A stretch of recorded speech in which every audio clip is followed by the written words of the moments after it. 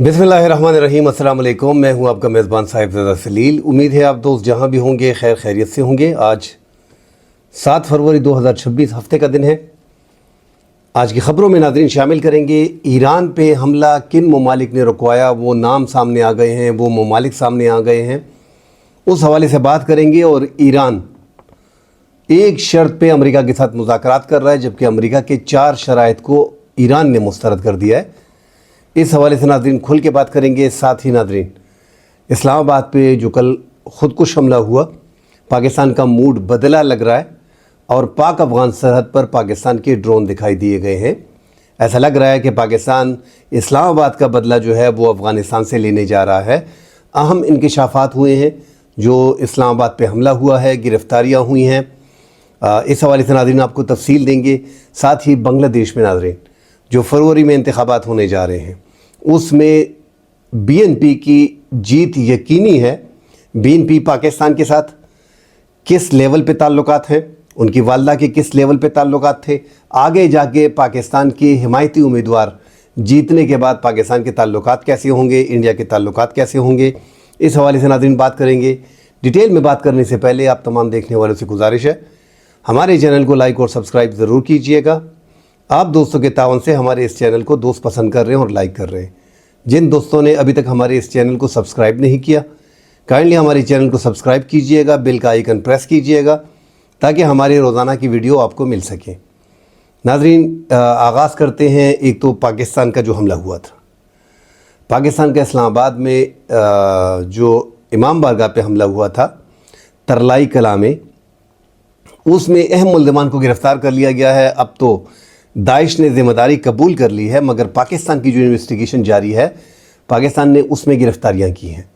जो ख़ुदकुश हमलावर था यासर, उसका आइडेंटिटी कार्ड बरामद हुआ है। कार्ड बरामद होने के बाद ज़्यादातर सोशल मीडिया पे एक तूफ़ान खड़ा हो गया है कि ये कार्ड कैसे बरामद हो गया है इतने बड़े ख़ुदकुश हमले में, जिसमें सैकड़ों अफराद की जानें गई हैं, सैकड़ों बीच में ज़ख्मी हैं।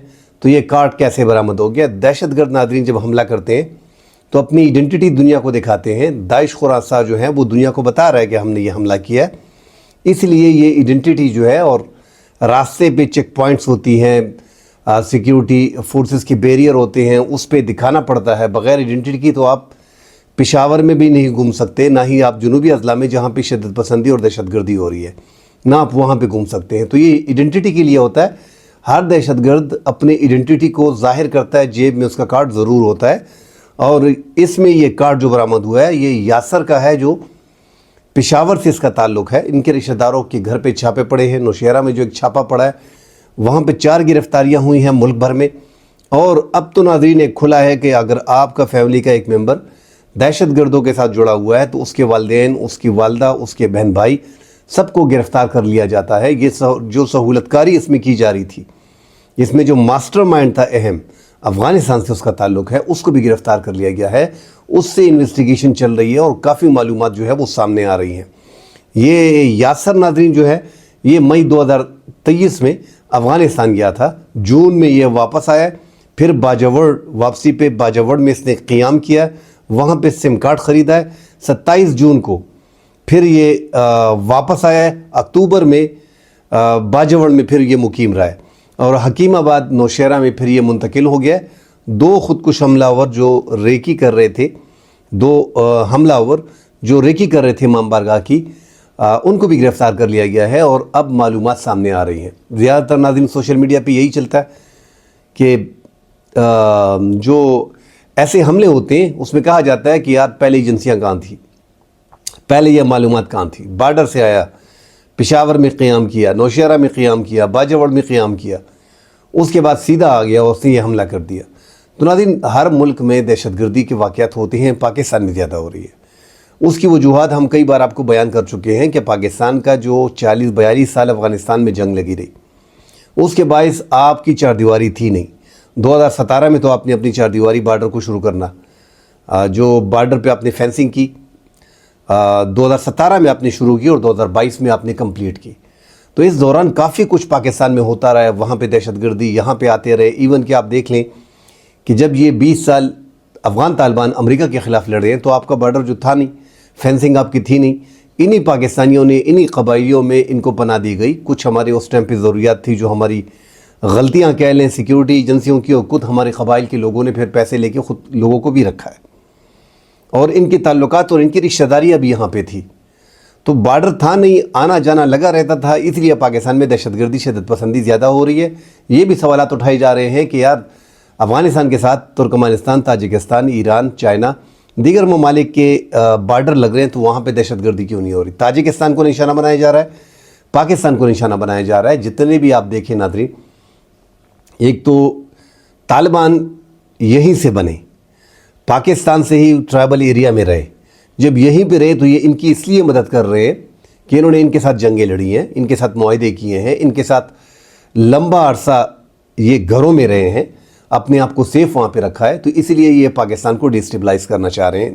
اور ناظرین اگر آپ آگے اس میں جائیں کہ بی ایل اے اور بی ایل ایف سے بلوچستان جیسے ایریا میں جہاں پہ انڈین پراکسیز لڑ رہے ہیں اس ٹائم پہ, اور اسرائیل کی مدد آ رہی ہے, جو خفیہ اداروں کی جو رپورٹس ہیں وہ کھل کے سامنے آ رہی ہیں. اب تو اوپنلی ان کی جو ای ڈی محقق ہیں اسرائیل کے, جو تھنک ٹینک میں ہیں, وہ خود بتا رہے ہیں کہ یمن ختم ہو گیا ہے, شام میں حالات ٹھیک ہو گئے ہیں, آگے آ رہے ہیں 3 4 5 اسلامی ممالک میں حالات خراب کرنے کے بعد ہم ایران پہ آئیں گے, اور ایران کے بعد جو ہے وہ بلوچستان کا نمبر ہوگا. تو یہ باقاعدہ ٹارگٹ کیا جا رہا ہے بی ایل اے اور بی ایل ایف جیسی تنظیموں سے. ان سے امریکہ کا اسلحہ برآمد ہونا, وہ اسلحہ برآمد ہونا جو افغانستان میں امریکہ چھوڑ کے گیا ہے, جو $7.2 بلین کا اسلحہ ہے. تو یہ سارے ثبوت سامنے ہیں. اس میں مزید اگر کوئی ڈسکشن کرنا چاہتا ہے تو پہلے وہ پوری تاریخ پڑھ لے, دیکھ لے, ریکارڈ دیکھ لے. دیکھنے سے ہی آپ کو افغانستان کو اگر آپ نے سمجھنا ہے تو آپ نے اس کی لوکیشن کو, جو پاکستان کے ساتھ ہے اور جو پاکستان کا بارڈر نہیں تھا, پاکستان نے اس میں مدد کی. جنرل ضیاء سے آپ شروع ہو جائیں تو پورا قصہ آپ کے سامنے آئے گا. بہرحال ہماری اپنی غلطیاں بھی اس میں تھی, مگر افغانستان کھل کے مدد کر رہا ہے. پاکستان میں خیبر پختونخوا میں جو دہشت گردی ہو رہی ہے اور جو بلوچستان میں ہو رہی ہے, اس میں کوئی دو رائے نہیں کہ یہی بارڈر استعمال ہو رہا ہے, یہیں سے آکسیجن فراہم کی جا رہی ہے, یہیں سے سب کچھ ہو رہا ہے. اور یہ پاکستان اسلام آباد پہ جو حملہ ہوا ہے, پاکستان کے دل پہ حملہ ہوا ہے, اس کے بعد پاکستان کا ایک یہ موڈ بدل گیا ہے. اور کل بھی ہم نے دیکھا کہ پاکستان کے ڈرونز جو تھے وہ شمالی وزیرستان, جنوبی وزیرستان اور ان علاقوں پہ جو اس سائڈ پہ افغانستان کی ایریاز ہیں, اور باجوڑ کا جو ایریا ہے جہاں پہ یاسر زیادہ تر رہا ہے, تو کنڑ تک پاکستان کے ڈرون جو ہیں وہ رات ایسا لگ رہا تھا کہ افغانستان پہ بڑا حملہ ہونے والا ہے. دہشت گردوں کو ٹریس کیا جا رہا ہے, معلومات اکٹھی کی جا رہی ہیں. اس کے بعد افغانستان میں شدت پسند دہشت گردوں کو ٹھکانوں کو نشانہ بنایا جائے گا, اور جب ان کے ٹھکانوں کو نشانہ بنایا جائے گا تو ڈیفینیٹلی ادھر سے بھی کوشش کی جائے گی. مگر ہم پہلے سے کہتے آ رہے ہیں کہ افغانستان کی نہ اس حد تک فضائیہ ہے, فضائیہ میں تو وہ بالکل نہیں لائے. ان کے پاس وہی سوسائڈرز ہیں جو آپ کے خلاف بھیجیں گے, بارڈر پہ انگیج کریں گے, آپ کو 30-32 علاقوں سے فائرنگ کریں گے. پاکستان میں داخل ہونا وہ تو سوچ سے بھی باہر ہے. یہ تو جو کہتے ہیں کہ ہمارا ایک افغان جو ہے وہ آ کے پاکستان میں یہ کر لے گا, ان کو اندازہ ہی نہیں ہے کہ یہاں پہ سیکیورٹی فورسز جو ہیں وہ کس قدر مضبوطی سے جو ہیں وہ اپنے ملک کا دفاع کر رہے ہیں. حالات افغانستان اور پاکستان کے, پاکستان میں جب تک افغان طالبان کی موجودہ حکومت رہے گی تو پاکستان کا یہ دہشت گردی کا ماحول جو ہے وہ ختم ہونے والا نہیں ہے.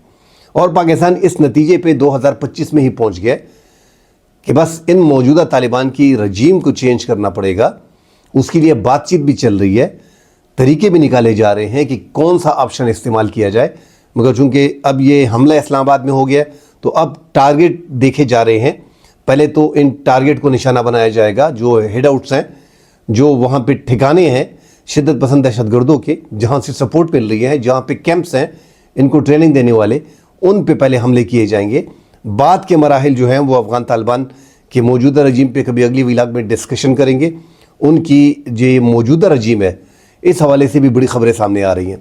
ساتھ ناظرین, ایران, امریکہ ایران کے عمان میں مذاکرات ہوئے. امریکہ صدر ٹرمپ کے داماد جو ہیں کشنر, وہ بھی اس میں موجود تھے, اور ساتھ عراق کے جو وزیر خارجہ ہیں عباس عراقچی, ان کے ساتھ مذاکرات ہوئے. مذاکرات کے بارے میں یہی کہا جا رہا ہے کہ مذاکرات اچھے ہوئے, مگر ترکمانستان میں ڈیلٹا فورس کو اتارنا اور ساتھ ہی امریکہ کا یکدم 25% ٹیرف ان ممالک پہ لگانا جو اس ٹائم پہ ایران کے ساتھ تجارت کر رہے ہیں.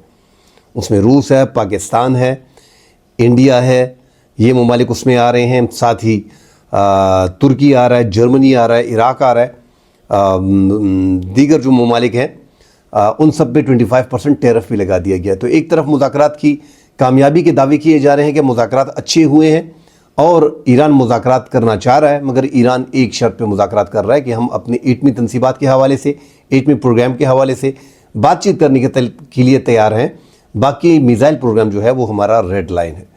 جبکہ اسرائیل جس کی وجہ سے امریکہ نے یہ جنگ مسلط کر رکھی ہے ایران پہ، ان کا کہنا ہے کہ ایک تو رجیم چینج چاہیے، دوسرا یہ جو اس ٹائم پہ ایران میں جو میزائل پروگرام ہے جو بہت حد تک بہت آگے چلا گیا ہے، اندازے سے باہر چلا گیا ہے، کیونکہ انہوں نے جب 2025 میں جون میں جب حملہ کیا تھا، 12 دن کی جو جنگ ہوئی تھی، اس میں ایسا لگ رہا تھا، امریکہ بھی دعویٰ کر رہا تھا کہ ہم نے B-2 بمبار سے ان کی جو ایٹمی صلاحیت ہے وہ اتنی کمزور کر لی ہے کہ 20-25-30 سال میں یہ کچھ نہیں کر سکتے. مگر جو ویژول سامنے آئی ہیں اس کے مطابق زیادہ مرمت تو وہاں پہ نہیں کی گئی، مگر جو میزائل پروگرام تھا ان کو انہوں نے حد درجے جو ہے وہ طاقت میں زیادہ اضافہ کر دیا ہے.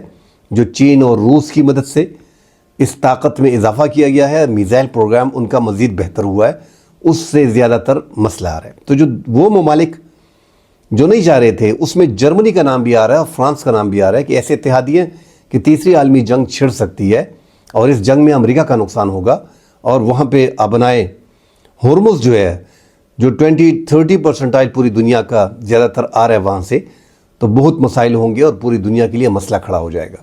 پینٹاگن نے بھی اپنی رپورٹ دی تھی، ساتھ ہی جو گلف ممالک ہیں ان کو خدشہ زیادہ ہے، ان کو ڈر بھی زیادہ ہے کہ امریکہ کے ایئر بیس ہیں، چاہے امریکہ کتنے دفاعی نظام جو انہوں نے وہاں پہ پہلے سے دی ہوئے ہیں، اور یہ 110 جو مزید کارگوز وغیرہ آئے ہیں مشرق وسطیٰ کو سیف کرنے کے لیے، خلیجی ممالک کو سیف کرنے کے لیے، گلف کنٹریز جتنے بھی ہیں، عرب ممالک، اس کے باوجود وہاں پہ پیٹریاٹ اور تھارڈ جتنے بھی ہیں وہ فضائی دفاعی نظام کو برقرار رکھا گیا ہے، اس میں اضافہ کیا گیا ہے.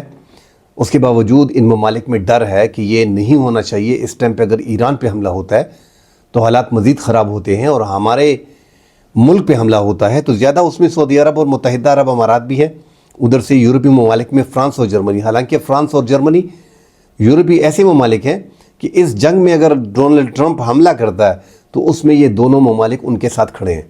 اس کے باوجود خبریں آ رہی ہیں کہ انہوں نے مخالفت کی ہے، اور گلف کنٹری میں متحدہ عرب امارات بھی نہیں چاہ رہا کہ ایران پہ حملہ ہو، سعودی عرب بھی نہیں چاہ رہا کہ حملہ ہو، عمان اور قطر بھی نہیں چاہ رہے کہ یہ حملے ہوں. قطر میں چونکہ سینٹرل کمانڈ ان ایریاز میں ہے، سعودیہ میں اچھے خاصے ان کے فائٹر جیٹ ہیں، زیادہ فوجی ان کی کویت میں ہیں، اسی طرح قطر میں ان کا جو سینٹرل کمانڈ ہے. تو یہ ممالک جو ہیں ان کو ڈر لگا ہوا ہے، اور ایران نے کسی کو نہیں چھوڑنا. جب اس پہ خود اس کی باری آئی ہے، اس کو جب ایک سائڈ پہ کیا جا رہا ہے تو ڈیفینیٹلی وہ حرکت تو کرے گا، وہ ان ممالک پہ حملے کرے گا جو مسلم ممالک ہیں، جہاں پہ امریکی اڈے ہیں، جہاں سے فضائی حدود استعمال ہوگی. کسی ایسے ملک کو وہ نہیں چھوڑے گا. پچھلی 12 دن کی جنگ میں ہم نے دیکھا تھا کہ جب ایران پہ 7-8 دن حملے ہوئے تو مسلم ممالک نے عراق میں، شام میں، اردن میں انہوں نے مدد کی تھی، ڈیفنس سسٹم وہاں پہ تھے، اور جیسے ایران حملہ کرتا تھا اسرائیل پہ، ان کے ڈرونز کو، ان کے میزائل پروگرام کو ناکارہ بنا دیا جاتا تھا. اس کے باوجود انہوں نے اپنے راستے بنائے اور اپنے جو ہائپرسونک میزائل تھے، جو روایتی ان کی میزائل تھے، جو بیلسٹک میزائل تھے، ان سے انہوں نے جنگ کا پلٹا جو ہے وہ الٹ دیا تھا. ان کی تباہی اتنی میزائل انہوں نے مارے کہ اس کے بعد جنگ کو روکنا پڑا. پچھلی بار بھی مذاکرات میں ہم نے دیکھا کہ پچھلی بار بھی مذاکرات ہو رہے تھے جب جنگ ہوئی، اس بار بھی مذاکرات ہو رہے. ایک طرف ڈیلٹا فورس کو ترکمانستان میں اتارا جا رہا ہے، دوسری طرف ایران کو بیڑے، سب سے جو ان کا بڑا بیڑا ہے وہ جو ہے پہنچا دیا گیا ہے، ایران کے بڑے قریب ساحل پہ پہنچا ہوا ہے، اور فائٹر جیٹ مسلم ممالک میں ساری ریڈی ہیں حملہ کرنے کے لیے. مگر حملے میں نقصان لگ رہا ہے کہ زیادہ جو ہے امریکہ کو نظر آ رہا ہے کہ اس ٹائم پہ نقصان ہونے والا ہے، کیونکہ دو دوست ایسے ممالک ہیں ایران کے، روس اور چین، جو خطے میں کبھی بھی امریکی کی بالادستی کو قبول نہیں کریں گے. وہ چاہیں گے کہ امریکہ یہاں پہ مار کھائے، وہ چاہیں گے کہ امریکہ یہاں پہ ہارے، وہ چاہیں گے کہ امریکہ کو یہاں پہ نقصان ہو۔ ان سب کا اندازہ امریکہ کو بھی ہو رہا ہے۔ امریکہ ایک خوف پیدا کر رہا ہے ایران میں، کمزور کرنا چاہ رہا ہے۔ ان کی لیڈرشپ، سب سے بڑا ٹارگٹ ان کا لیڈر آیت اللہ خامنائی ہے، جو ان کا سپریم کمانڈر ہے۔ وینزویلا کی طرح جس طرح ان کو اٹھایا گیا تھا، ان کو یہاں سے اٹھانا بڑا مشکل لگ رہا ہے امریکہ کو، اس لیے ابھی پریشر دے رہے ہیں۔ مذاکرات میں کوئی ٹیرف کسی پہ نہیں لگاتا۔ آپ اگر مذاکرات کو کامیاب قرار دے رہے ہیں تو آپ 25% ٹیرف کیوں لگا رہے ہیں؟ آپ ترکمانستان میں اپنی فوجی کیوں اتار رہے ہیں؟ آپ مشرق وسطیٰ میں جہاد بھر کے وہاں پہ اپنے فضائی دفاعی نظام کیوں لے کے جا رہے ہیں؟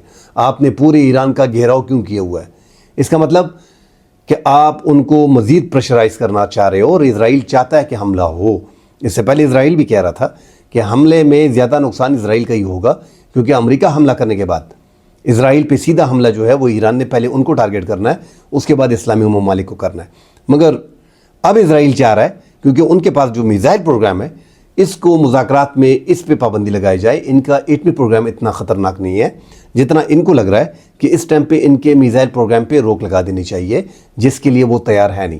وہاں پہ جو مظاہرین پکڑے گئے ہیں ان کے بارے میں بھی امریکہ کا یہی کہنا ہے کہ ان کے ساتھ رویہ جو ہے وہ نرم کیا جائے، ان کو پھانسیاں نہ دی جائیں، کیونکہ امریکہ کو اندازہ ہے کہ اس سے پہلے انہوں نے کئی لوگوں کو جو مظاہرین میں پکڑے ہیں، جو ان کو آئیڈینٹی جن کی ہو گئی تھی کہ کنفرم کر لیا تھا ایران نے کہ ان مظاہرین میں یہ غیر ملکی آئے ہیں، انہوں نے ان کو پہلے سے مار دیا۔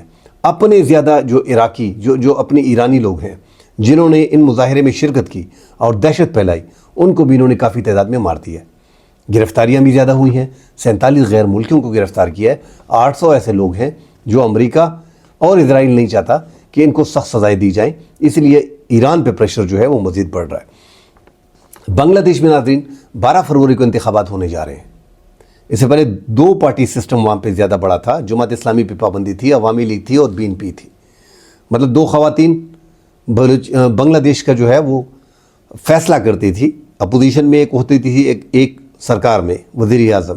حسینہ واجد نے بڑا لمبا عرصہ اقتدار میں رہی، اور خالدہ ضیاء جو ہے 1991 سے لے کے 1996 میں اقتدار میں رہی، اور پھر 96 سے تھوڑا عرصہ، مختصر عرصہ پھر وہ دوبارہ رہی۔ اس کے بعد جو ان کا لاسٹ میں 30 دسمبر 2025 کو انتقال ہو گیا، اور 17 سالہ جلاوطنی ختم کرنے کے بعد ان کے بیٹے طارق جو ہیں وہ واپس آ گئے، طارق الرحمان۔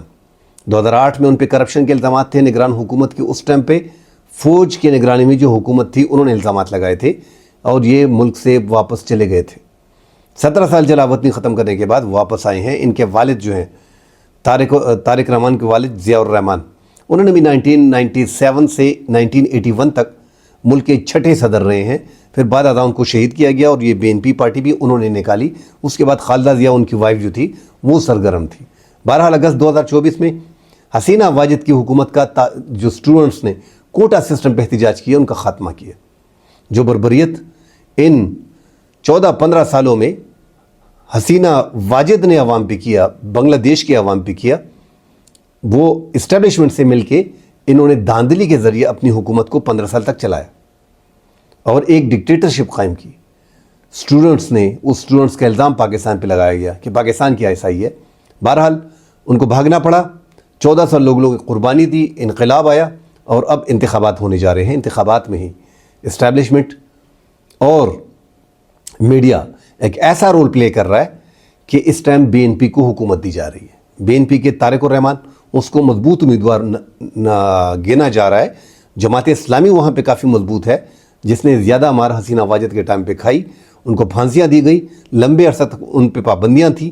ایسا لگ رہا تھا آج سے 2 مہینے پہلے کہ جماعت اسلامی زیادہ طاقت میں دکھائی دے رہی ہے۔ ان کے ساتھ اسٹوڈنٹس کی پارٹی NCP بھی ٹچ ہو گئی تھی، مگر اب جو سرویز رپورٹ اسٹیبلشمنٹ اور ان کی میڈیا کی طرف سے آ رہے ہیں، اس میں طارق الرحمان کو 52% دکھایا جا رہا ہے، جبکہ جماعت اسلامی کو 35 سے 38% دکھایا جا رہا ہے۔ اور جو ملاقاتیں ہو رہی ہیں تو پہلے سے ایک نامزد کردہ وزیر اعظم کے طور پہ طارق الرحمان کو دیکھا جا رہا ہے۔ بھارت بھی کوشش کر رہا ہے۔ جلاوطنی کے دوران جب ان کو اندازہ ہو گیا، حسینہ واجد جب انڈیا چلی گئی تھی تو طارق الرحمان سے رابطہ کیا گیا تھا۔ اب بھی انڈیا کے مسلسل طارق الرحمان سے رابطے خفیہ طور پہ ہو رہے ہیں، مگر بنگلہ دیش کے عوام کا غصہ انڈیا کے خلاف ہے، اور حسینہ واجد اپنے دور میں इंडिया की गोद में रही है। मतलब इंडिया ने ये 14-15 साल जो हुकूमत बांग्लादेश में हसीना वाजिद ने की है, तो ये रा ने हुकूमत की है, ऐसा समझे। अब वहाँ पे इंडिया की मुनाफली ख़त्म हो गई है। खालिदा जिया ने हर दौर में पाकिस्तान को सपोर्ट किया है और BNP खालिदा जिया की पार्टी है, उसका बेटा तारिक रहमान अब उसको लीड कर रहा है और बतौर नामज़द वज़ीर आज़म यही लग रहा है कि इनको लाया जाएगा, इनको नामज़द किया जाएगा और कोशिश की जाएगी कि आगे मुस्तकबिल बांग्लादेश का इनके हाथ में हो। उनसे इंडिया की भी खुफिया रब्ते हैं, मगर उसके बाद ये पाकिस्तान जो हंगामी तौर पे निगरान सेटअप में, यूनुस खान के मौजूदा निगरान अबूरी सेटअप में जो पाकिस्तान हंगामी तौर पे दिफाई मुआहिदा बांग्लादेश के साथ नहीं कर रहा था, उसकी बड़ी वजह यही थी कि जब मुंतखब इक़्तिदार में जो नई हुकूमत आएगी इंतखाबात में, उनके साथ मुआहिदे किए जाएंगे। अब ये जो मौजूदा BNP की शक्ल है, ये भी नाज़रीन पाकिस्तान के साथ इनकी वालदा के अच्छे ताल्लुकात रहे हैं। ये भी कोशिश करेंगे कि बैलेंस लेके जाएं, मगर ज़्यादा यही लग रहा है कि पाकिस्तान की हिमायती होंगे, क्योंकि अवाम का गम गुस्सा जो है वो इंडिया के ख़िलाफ़ इंतहाई शिद्दत इख्तियार कर गया। आगे भी आपने देखा मुस्तफ़िज़ुर रहमान जो उनके बॉलर हैं, उनको अपने IPL से निकाला गया, फिर पाकिस्तान ने वर्ल्ड कप में उनकी हिमायत की और इंडिया के साथ पाकिस्तान मैच नहीं खेल रहा। तो पाकिस्तान के बिरादराना ताल्लुकात हर लिहाज से बांग्लादेश की मौजूदा हुकूमत के साथ हैं और बांग्लादेश में जमात इस्लामी की, NCP की या BNP की जो भी हुकूमत आएगी, मिल के अगर कंबाइंड हुकूमत आती है, तब भी पाकिस्तान के साथ उनके इंडिया से कम बेहतर ताल्लुकात होंगे, जो पाकिस्तान के लिए एक खुशाइन है। इस हवाले से नाज़रीन अगले व्लॉग में बलूचिस्तान के इलेक्शन के हवाले से, क्योंकि 12 फरवरी को उनके इंतखाबात होने जा रहे हैं, उस पर एक डिटेल तफसील आपको देंगे। पाकिस्तान के लिए बलूचिस्तान बांग्लादेश क्यों अहम है, उसकी बड़ी वजह कि 7 रियासतें जो इंडिया की हैं वो बांग्लादेश के साथ लग रही हैं और सबसे बड़ा बॉर्डर 4096 किलोमीटर का बॉर्डर इंडिया बांग्लादेश के साथ शेयर कर रहा है। अगर इंडिया इतनी दूर से ईरान और अफ़गानिस्तान के ज़रिए पाकिस्तान को डिस्टेबलाइज करने की कोशिश कर सकता है, तो पाकिस्तान ने भी वही तरीका उनका अपना लिया है और पाकिस्तान भी बांग्लादेश के साथ अच्छे ताल्लुकात होने के बाद इन 7 रियासतों 7 सिस्टर स्टेट्स के करीब पाकिस्तान भी पहुंच गया। इस 7 सिस्टर स्टेट्स में और इंडिया के सिलीगुड़ी कॉरिडोर पे, इस पे अगले व्लॉग में, अभी टाइम कम है, शॉर्ट है, वीडियो मज़ीद लंबी हो रही है, अगले व्लॉग में इस पर डिटेल से बात करेंगे। फिलहाल के लिए इजाज़त दीजिए, अल्लाह हाफ़िज़।